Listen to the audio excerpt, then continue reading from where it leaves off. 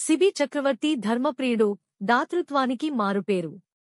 ఎవరైనా అవసరంలో ఉన్నా, తానే లేకపోయినా సహాయం చేయడమే ఆయన ధ్యేయం. ఒకరోజు ఒక పావురం తడబడుతూ వచ్చి, రాజా! ఒక డేగ నన్ను చంపాలని వస్తోంది. నన్ను రక్షించు అని కోరింది. సిబి, నీ ప్రాణం రక్షణ నా బాధ్యత అన్నాడు. ఆ మాటల కోసమే డేగ వచ్చి, ఆ పావురం నా ఆహారం. నువ్వు దానిని రక్షిస్తే నన్ను ఆకలితో చంపినట్లే అన్నది. నీ ఆకలి తీర్చేందుకు పావురం తప్ప ఇంకేమైనా అడుగు అన్నాడు సిబి.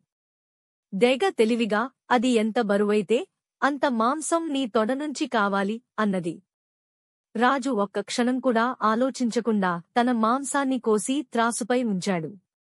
కాని త్రాసు తొలగలేదు. చివరికి తననే త్రాసుపై పెట్టుకున్నాడు. పావురం కోసం తనను తానే త్యాగం చేయడానికి సిద్ధమయ్యాడు.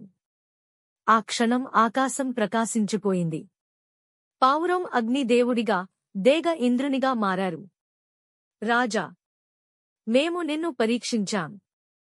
నీ ధర్మబుద్ధి అమోఘం. నీ నామం ఎప్పటికీ నిలిచిపోతుంది అని ఆశీర్వదించి పరమపదించారు.